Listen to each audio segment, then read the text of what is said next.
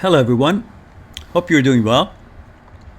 Hope everything going your way and you're achieving your goals, short-term goals, long-term goals, whatever goals you have, as long as it's positive and for the good of humanity, for good of yourself and your family, bringing good to yourself, your environment, your surrounding.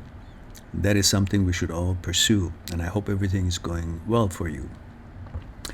I had a comment on one of the YouTube videos that we have from one of our subscribers, and he mentioned that his girlfriend left him, and he said that he is in wheelchair, and he is wondering maybe she left because she was embarrassed because he's in a wheelchair, or maybe that was the reason because she never gave him any reasons. So I've already responded to this friend of ours, but he asked if it would be possible to make a short video about addressing this, and why not? It's a question that, like many other questions, I do like to answer and share with you what my thoughts are. To our friend who may be on a wheelchair, or as he mentioned, he may think his physical condition is in a different way than some other people are. He calls that a certain disability. I like to answer his question by this question. I want to ask him, our dear subscriber, our dear friend, did your girlfriend, when your girlfriend became your girlfriend, did you wonder or ask yourself, did she come to me, become my girlfriend because I'm in a wheelchair? Maybe that's why she came to me. If your answer is no, then the same answer applies if she has left. Because she didn't come to you because of this or that, so she hasn't left you because if you're in a wheelchair or not. How come you're asking this question now, but you didn't have this question? I mean, you were in the wheelchair when she became your girlfriend, right? So it's not like you are in a wheelchair after she became your girlfriend and then suddenly you feel maybe that's the reason. She liked you for who you are. So you don't say, oh, she came to me maybe because of that, but you do ask it as if that could be the reason for her leaving when she has left. It doesn't make sense, does it? Because obviously people who like each other, they like each other because of their character, the way they treat each other. And obviously you treated her well, and you were a gentleman, and you were wise, and your characters were fitting, and she became attracted to you, and you guys had a certain duration of a friendship, a boyfriend girlfriend, and then, like any other situations between boys and girls, the duration ended, and one of you decided to move on. But why would that be? Why would the reason for this moving on of her suddenly become because you're in a wheelchair? Well, you were in a wheelchair when she became your girlfriend. So I think that would have definitely nothing to do with it. And obviously she was not embarrassed of any kind. She simply, at this age, girls and boys at age 18, 17, 18, 19, 20, they're trying to see what else is out there. So when they come, really is not sure why they become attracted to each other. When they're no longer attracted to each other and they move on, it's really not clear, because nothing is clear for them at this age at all. It's an experimental age, the age to experience, and they all think that there's something out there. They want to see what is out there, so maybe they can be more if they have more experiences. This is what most young people at this age think.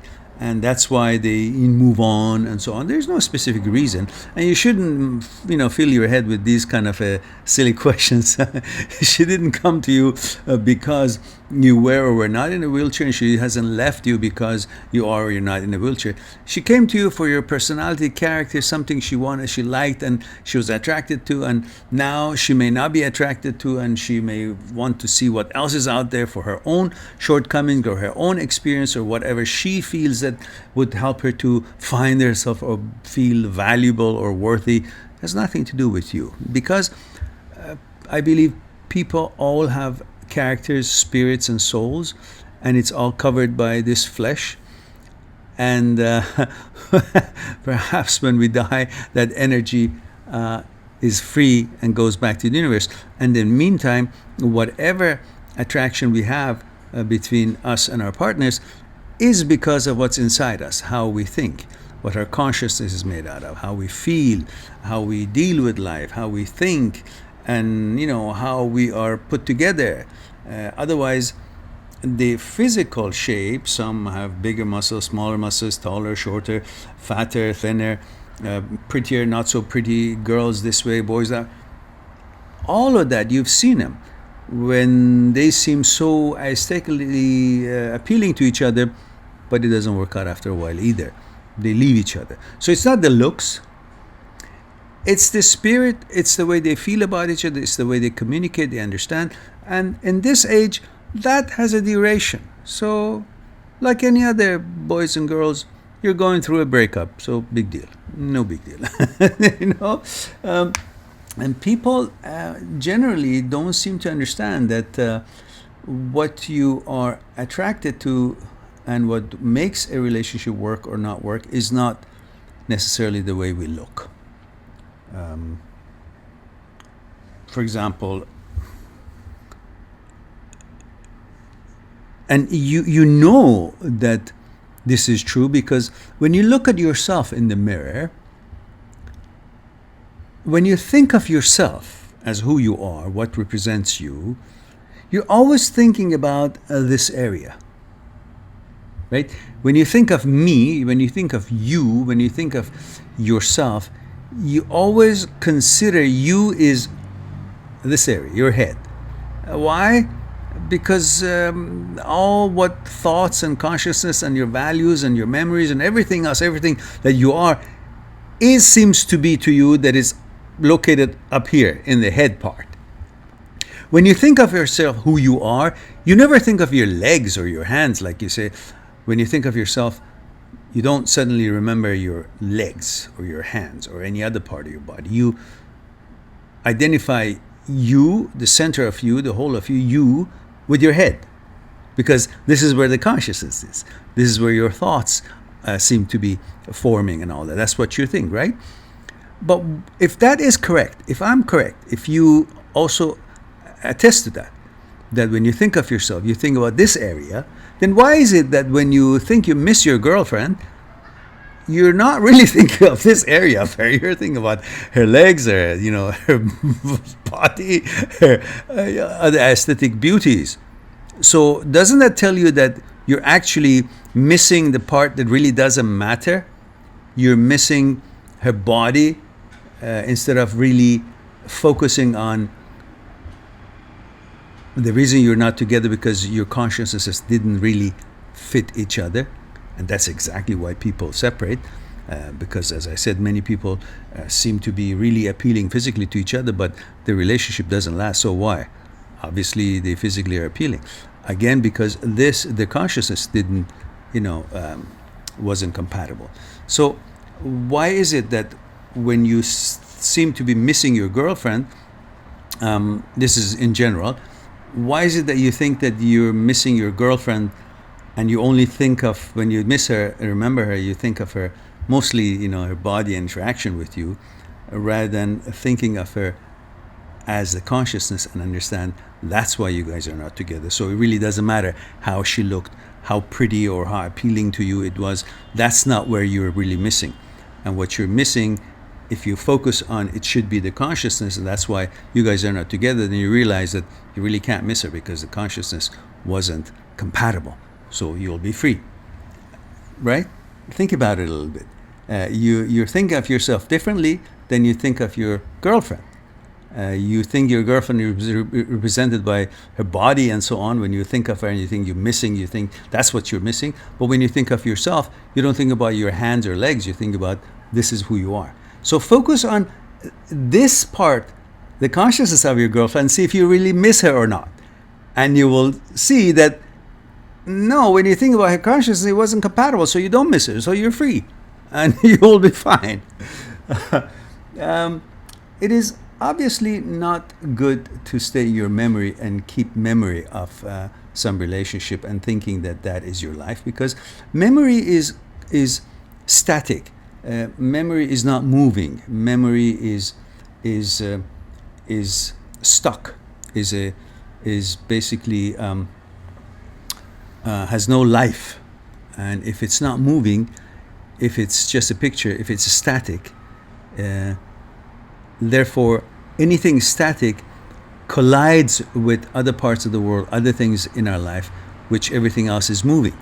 In other words, if you think of a concrete and you throw a something to it, it either crashes or bounces back or makes a reaction, and it's kind of it's not a smooth interaction. But if the same thing you throw it into water, it plumps in and dissolves. Why? Because water is moving and what's coming to it is also moving, so they interact and they negotiate. Somehow they become part of each other, or they become one, or somehow they have movement, so they are dynamic and deal with each other in that sense. But the concrete is stable, there's no movement, so whatever else that is moving is going to collide with it. So when your memory is static, has no movement, no life to it, it's going to be colliding with everything else in your life that is happening, so it'll become very uncomfortable. Instead, leave the memory, come to the present moment, become one with the actuality of life, and become dynamic and alive with the happenings of life. Then whatever you are missing or whatever you've broken up with, it will not become painful, because you're not dealing with that experience through the memory versus your life, and you have let go the memory and you're one with life. Then that memory will not be of a problem or a troublemaker, or make you feel rigid or upset or tense. Something to think about, and hope that will be something that maybe our friend would also enjoy listening to it, and I'll talk to you soon.